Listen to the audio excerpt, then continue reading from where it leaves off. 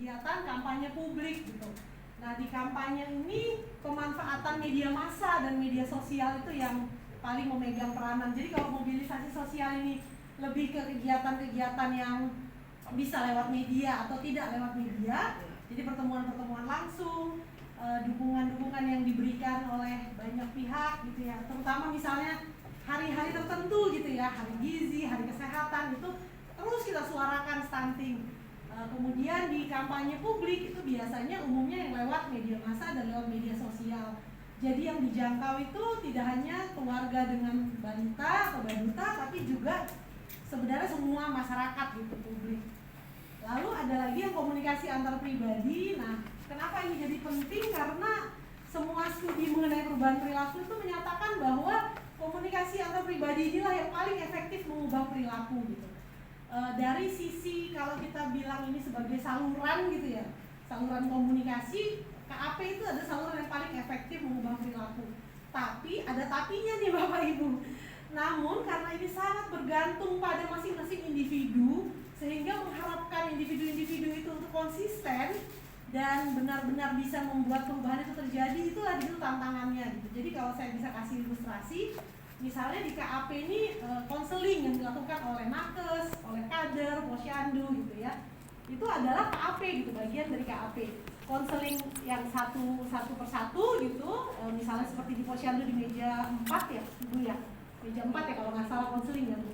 Nah itu, ataupun penyuluhan yang mereka lakukan misalnya di kelas ibu gitu ya, itu semuanya bagian dari KAP. Tapi kan akan sangat berbeda tergantung siapa penyampainya gitu, siapa komunikatornya. Ketika kader atau nakesnya itu orangnya bisa dibilang bisa memotivasi warga gitu, bisa jadi hasilnya efektif gitu. Tapi ketika misalnya kapasitas dari mereka dalam melakukan KAP itu juga masih terbatas, nah itu akan sangat menentukan outcome dari KAP. Jadi di satu sisi sebagai saluran dia sangat efektif, namun kendalanya juga atau tantangannya juga banyak gitu, karena itu sangat bergantung pada masing-masing individu yang bertindak sebagai komunikator. Itu sebabnya mengapa KAP ini sangat penting, paling tidak didukung oleh adanya materi KIE. Jadi memastikan kalau dalam ilmu komunikasi itu ya Bapak Ibu, paling penting itu konsistensi gitu. Jadi apa yang kita sampaikan itu konsisten. Misalnya kita bilang bahwa satu perilaku kunci saja, minum tablet tambah darah gitu ya, itu kita bilang misalnya begini cara minumnya yang baik gitu ya, jangan pakai susu misal teh tapi pakai air putih gitu. Itu informasi yang kelihatan sangat sederhana gitu ya. Atau misalnya mengapa harus diminum, jadi walaupun mual, walaupun rasanya nggak enak gitu, baunya nggak enak, tapi itu harus diminum gitu selama setidaknya 90 hari selama kehamilan. Itu informasi yang rasanya sederhana gitu ya. Tetapi ketika tidak disampaikan secara konsisten gitu oleh kader, oleh nakes gitu ya.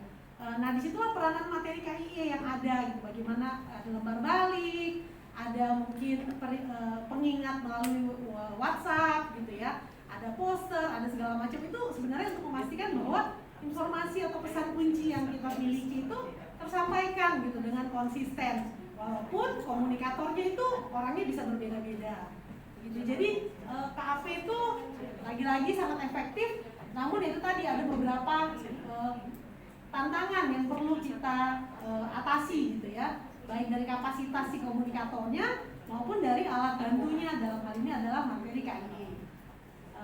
Itu. Nah ini yang sudah pernah dibahas waktu itu, bagaimana provinsi dikepalai oleh Bapeda, Pemda, BKKBN, TGUPP waktu itu. Ini diskusi pada saat kita di bulan Maret gitu ya. Nah maaf nih Pak Ribut kalau misalnya ada update gitu Pak dengan struktur dari ini, mohon kami juga diinformasikan Pak, karena pada saat itu kan belum jelas sekali gitu ya Pak, bagaimana strukturnya ini, apakah sekarang dengan BKKBN leading sektor itu kemudian apakah ada yang berubah gitu. Nah ini kami ambil dari hasil diskusi pada bulan Maret. Itu mungkin, tapi di sini sebenarnya yang mau kita lihat adalah bahwa sebenarnya begitu banyaknya gitu OPD yang sudah melakukan gitu kegiatan-kegiatan yang mendukung percepatan penurunan stunting. Jadi akan sangat sayang sekali kalau itu tidak diorganisasikan, diorkestrakan gitu, menjadi suatu hal yang bisa didokumentasikan, dilaporkan. Ini adalah kontribusi kami gitu, kontribusi OPD untuk percepatan penurunan stunting gitu. Dan itu lagi-lagi dari sisi komunikasi harus konsisten gitu. Pesan-pesan yang disampaikan harus konsisten. Makin banyak yang terlibat akan makin menantang gitu untuk memastikan bahwa mereka sebagai komunikator itu akan menyampaikan pesannya dengan konsisten. Ini adalah 6 perilaku kunci. Waktu itu juga sudah dibahas, sudah sempat dibahas di dalam diskusi ketika membahas RTL. Kalau Bapak Ibu di sini yang hadir masih ingat gitu ya, sudah dibahas bagaimana 6 perilaku kunci ini, bahkan kemudian dilanjutkan ya dengan pengelompokan 4 atau 5 kelompok, di mana itu masing-masing perilaku kunci ini disampaikan atau dibahas lebih lanjut bagaimana mengimplementasikannya. Nah, ini saya mau sharing sedikit. Waktu itu pada November 2021 saya melakukan kajian cepat gitu ya. Nah, ini ada beberapa poin yang saya ambil dari laporan waktu itu, di mana di kajian cepat ini saya bertemu dengan berdiskusi, wawancara beberapa perwakilan dari provinsi Jawa Tengah, dan waktu itu juga ada Sulsel, kemudian dengan perwakilan dari Klaten dan Sragen kalau untuk Jawa Tengah. Nah, di situ terlihat bahwa sebenarnya yang kami gali waktu itu adalah bagaimana penyusunan strategi komunikasi, atau kalau buat yang sudah kabupaten seperti Klaten yang sudah punya sejak 2019, itu bagaimana mereka mengimplementasikannya gitu ya. Nah, ini adalah beberapa poin yang kami temukan bahwa dalam penyusunan strategi KPP dan pelaksanaannya itu ternyata memang motornya tuh sangat berfokus pada Dinkes gitu ya, khususnya lagi Promkes gitu. Ini di tingkat kabupaten di Klaten, kami lihat secara dokumen sebenarnya sudah sangat komprehensif gitu ya. Kami angkat jempol lah buat Klaten gitu, sudah membuat dokumen strategi komunikasi yang sangat baik, dengan pesan kunci yang sudah disesuaikan bahkan dengan bahasa Jawa, kemudian dengan kondisi setempat. Jadi kalau kita baca dari analisis situasi, kemudian tujuan, pesan, itu sudah nyambung gitu ya, sudah sangat baik sebenarnya disusunnya. Sayangnya pada saat kami bertemu dengan Bapeda dan melibatkan berbagai OPD, itu stratkomnya belum disosialisasi gitu. Padahal kami bertemunya November 2021 dan mereka sudah punya stratkom itu 2019 gitu.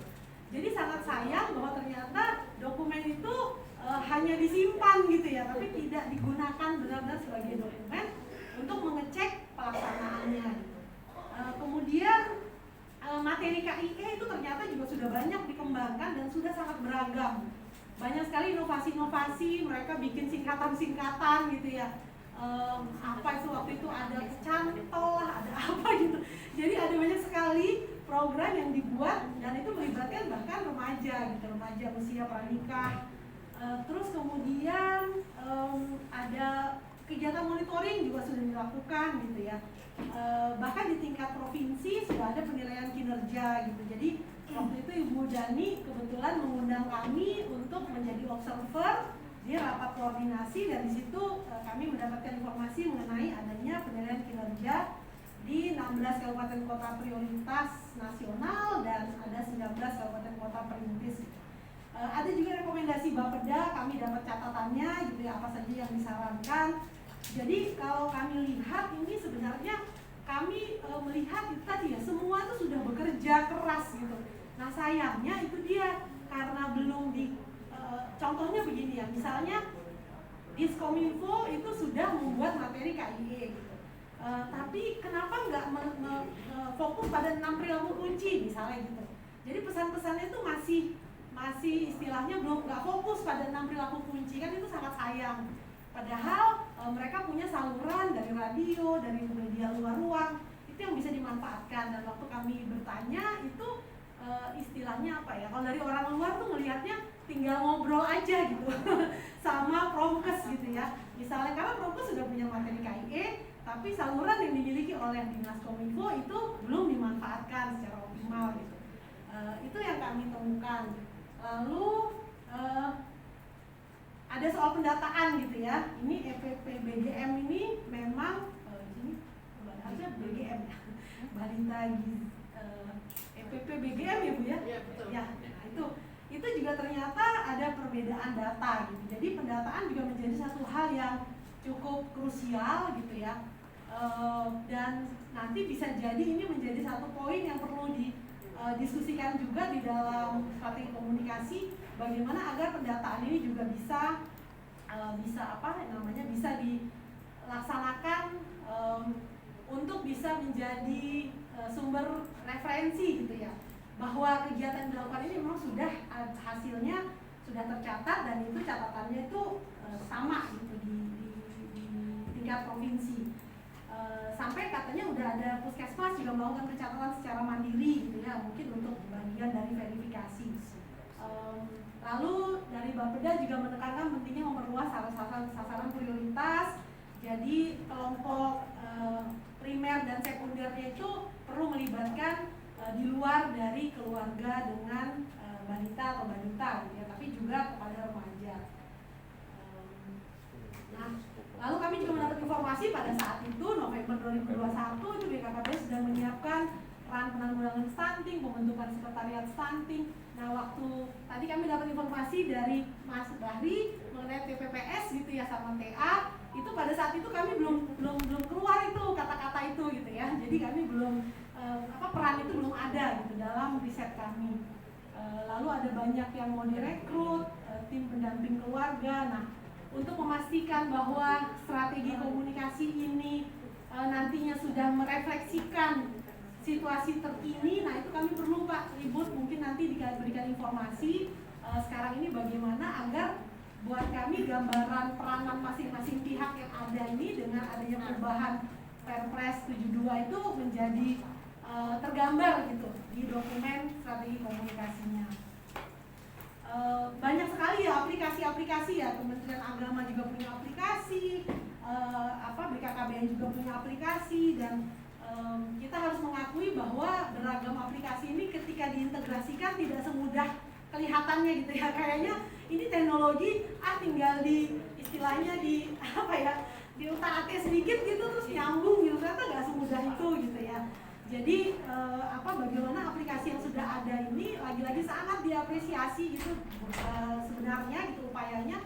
Namun ternyata ketika nggak selaras gitu, itu jadi malah membuat kebingungan gitu ya. Karena masing-masing pihak akhirnya tidak bisa menyelaraskan gitu apa yang data-data yang mereka miliki. Nah kemudian itu tadi sekilas ya Bapak Ibu, nanti kalau memang berkenan laporannya nanti kami bisa minta ke Bu Nini gitu di UNICEF untuk mungkin bisa dijadikan nanti masukan dalam analisis situasi ya, laporan potret di tahun 2021 tadi gitu. Tapi tentunya perlu disesuaikan dengan perkembangan terkini.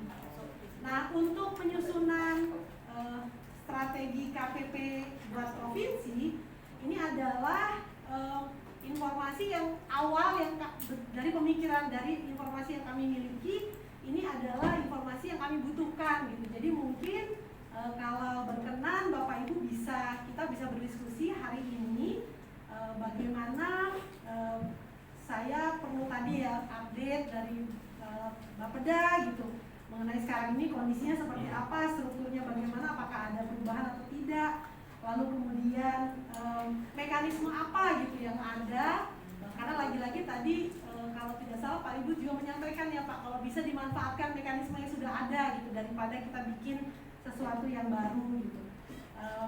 Jadi ini baru baru kasar gitu gambaran pemikiran saya untuk informasi yang akan membantu penyusunan dari Stratkom untuk provinsi.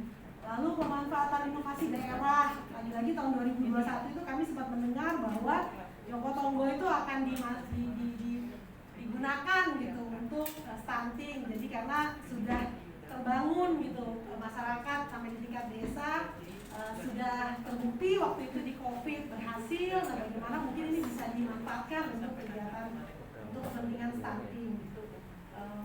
Itu mungkin ya. Joko, oh iya Joko ya, maaf Joko. Itu maksudnya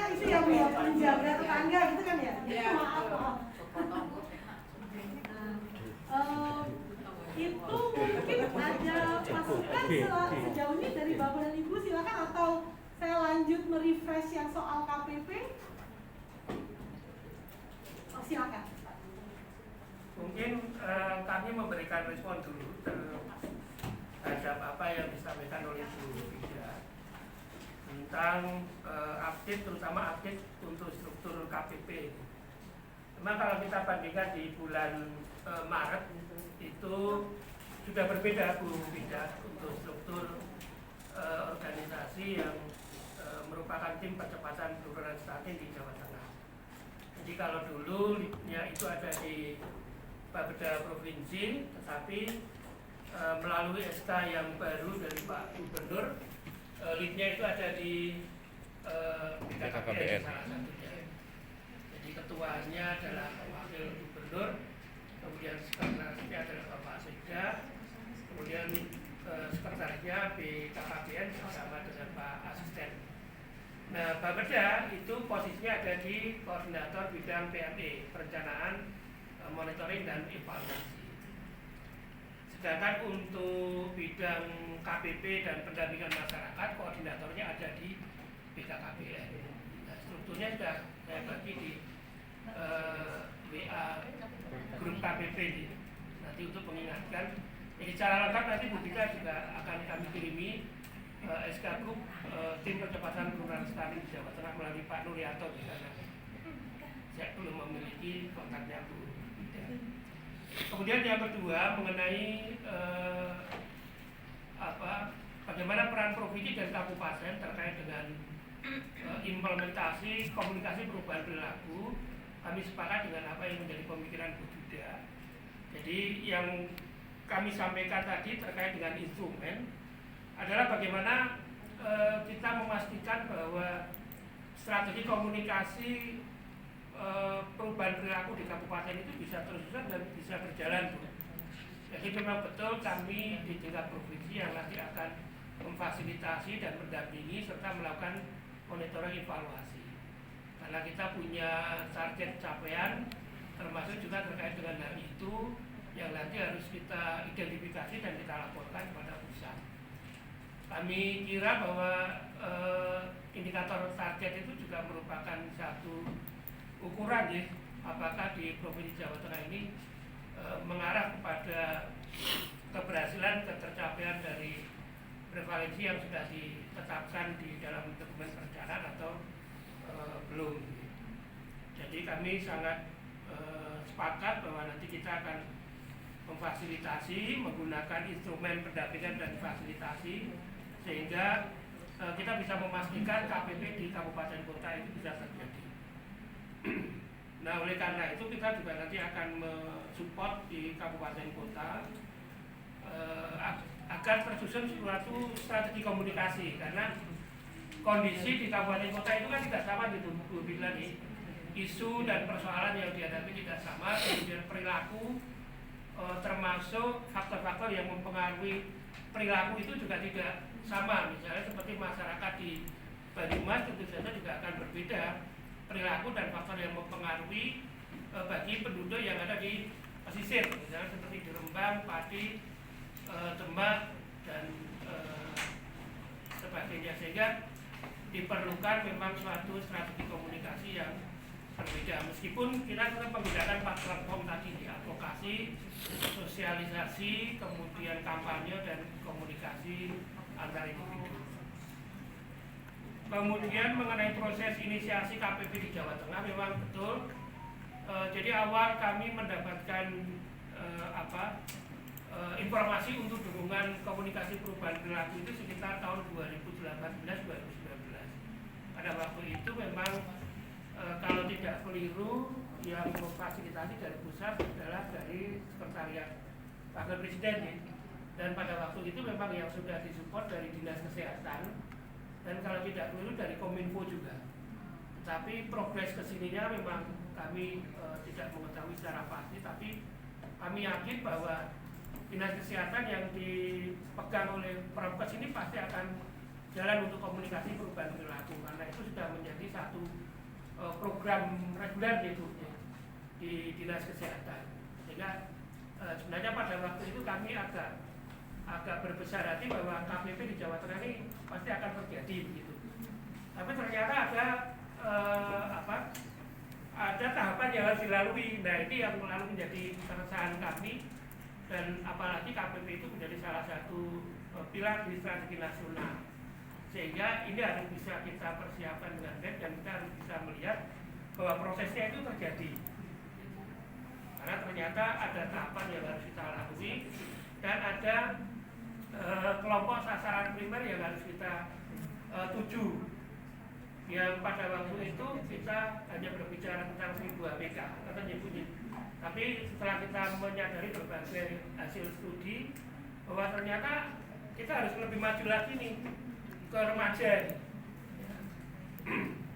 Nah, tahun 2020 kami juga sempat di awal tahun 2020 kami sempat juga koordinasi dengan BKKBN, karena di Bapeda itu ada, kalau kami menginisiasi ada bantuan keuangan untuk PMG, penanggulangan masalah gizi. Dan salah satu kegiatan yang ingin kami dukung itu adalah pengembangan media untuk mendukung perubahan perilaku. Nah, kami sudah koordinasi dengan Dinas Kesehatan, BKKBN, dan Kominfo pada waktu itu.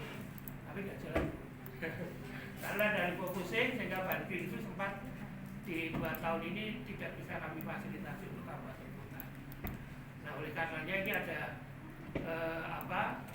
program seperti ini, tentu kami akan menangkap sebagai sebuah peluang, karena itu akan sangat membantu kami untuk melanjutkan rancangan kegiatan yang sempat jadi itu progres yang bisa kami sampaikan terkait dengan inisiasi KPP di Jawa Tengah, kemudian struktur organisasi termasuk siapa nanti yang akan mengawal KPP dan pendampingan keluarga ini di kemudian. Mungkin ada tambahan dari